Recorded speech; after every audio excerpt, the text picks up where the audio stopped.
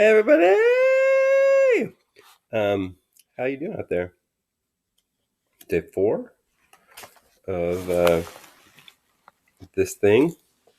I guess it depends on when you start counting. I'm counting as day 4. I am going to walk us through yesterday's quiz. Talk a little about 1940 chapter because it is a humdinger. Um, and if you have any additional questions, just leave them in the comments somewhere. Probably start looking at the comments. I got too many places to look at comments now. But I hope that if you're watching these are helpful. You can let me know if they are or if they aren't.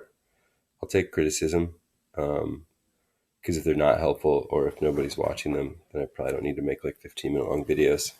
But if they are helpful or if in any way, then I'll keep doing. Let's talk about yesterday's quiz. As soon as this video pops up, the quiz is going to come down. So sorry if you're watching this and you didn't do it. Takes credit anyway.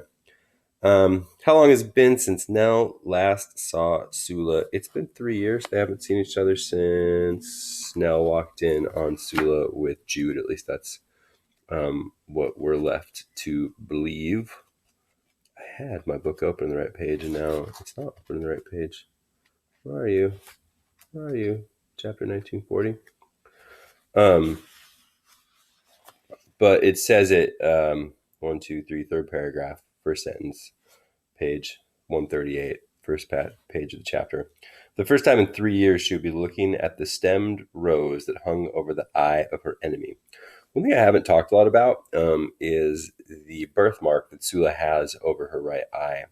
I'm probably going to make a whole video about that next week because it becomes really important in the 1941 chapter as well. And it's been mentioned previously a number of times. So I'm going to put together a list of all the pages where that is, because that is potentially a thing that you could write a whole essay about, is just what is it that Morrison is doing with Sula's birthmark. And I think there are some essays out there that you could find that are written about it. Anyway, that's the thing to keep in mind. Let's keep going. Where is Sula when Nell visits her? She is in Eva's old bed in Eva's old room. And that's page 139, middle of the page. Now she stood in Eva's old bedroom looking down at the dark rose, aware of the thin, knife-thin arms sliding back and forth over the quilt, the boarded-up windows Eva had jumped out of. The fact that the window that Eva jumped out of is still boarded up is mentioned numerous times in this chapter. It is the thing, presumably, that Sula is looking at when she dies at the end of the chapter. Spoiler alert! One thing I really like about the end of this book is the way that Morrison starts to weave things together. Like suddenly things sort of come together. And there's lots of references to things that have happened previously in the book. Some of those things are explained, some of them aren't. But I like the way it feels like things are starting to weave together in some way. Not that every loose end is going to get tied up or that she's going to neatly tell us what things mean, but I like that they're coming back. When Sula says, girl, I got my mind on page 143, she is most likely referring to, let's go to page 143. This interaction between Nell and Sula, I think, is really telling about both of them. To me, they're kind of both talking past each other a little bit. I think what it shows, though, is that Nell no longer understands Sula and Sula no longer understands Nell. They've just like, since they parted ways in 1927, their whatever path they were on that was headed the same way has definitely diverged. And it has led to them becoming the two people that they are. And that is two very different people than they were when they were sort of one person, as Sula kind of refers to in this chapter. But right here on page 143, Sula Nell asks, really, what have you got to show for it? Show? To who? Girl, I got my mind and what goes on in it, which is to say I got me. There's a couple of things here. So I made this like intentionally kind of tricky, more AP style like question here. The distractor was meant to be the last answer. She does have peace of mind, but I don't think it's knowing that she's never done anything wrong. I don't think Sula cares much about right and wrong. at least not sort of the traditional idea of what is right and wrong. We get that sort of right before Nell leaves. But I think what she does have is all the experience she's had and everything that's happened. And she really feels like she has ownership over what she thinks and what she remembers and what she's done in ways that most other women don't. Certainly, most other Black women or women of color wouldn't have had.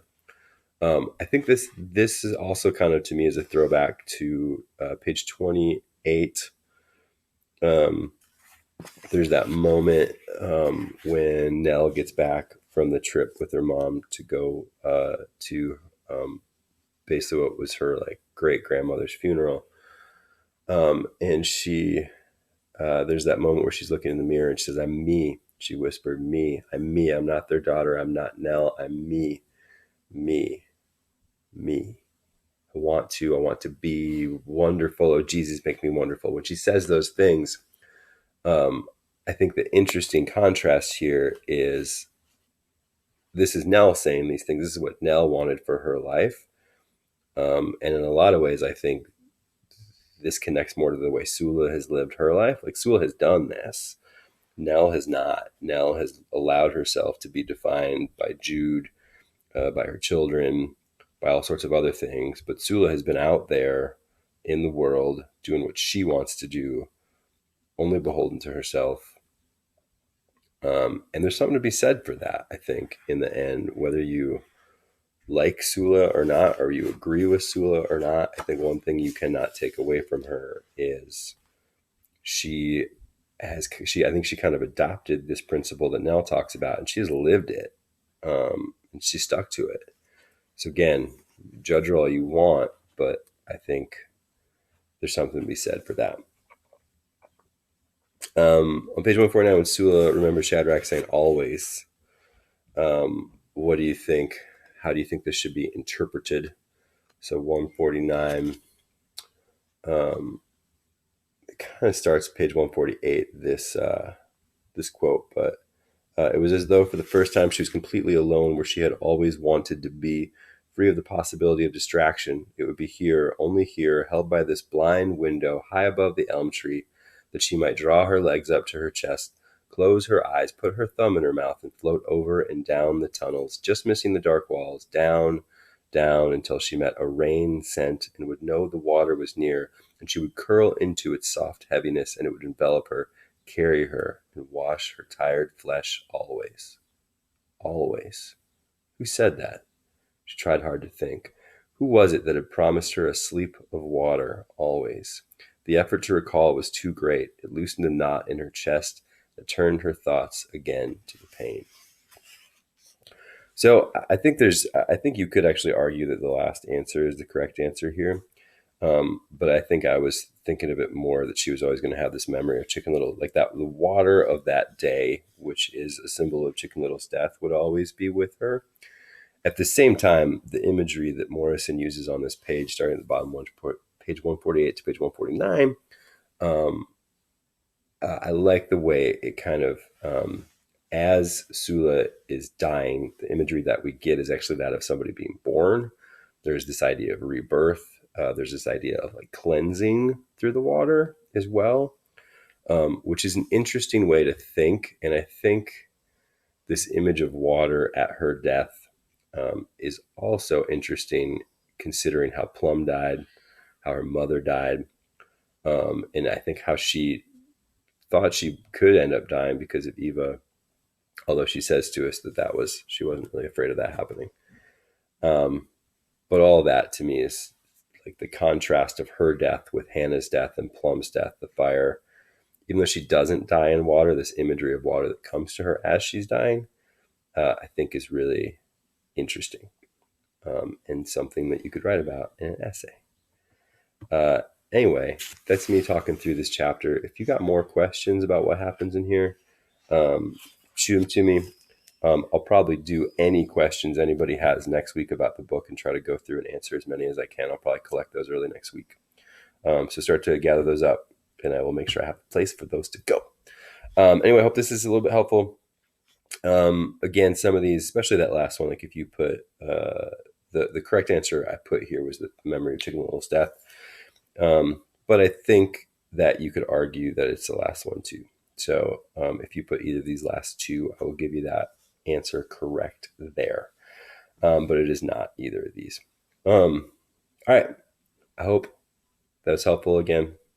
Keep reading, keep doing fun stuff. I'm going to try to post some fun posts today. I might read a kid's book. I might put a poetry prompt out there for extra credit. Try to post some stuff for fun. But again, if these videos are helpful, let me know. If they're not helpful, let me know. And hang in there. Keep doing your thing. Thanks for being here. Thanks for being awesome. I'll see you guys soon.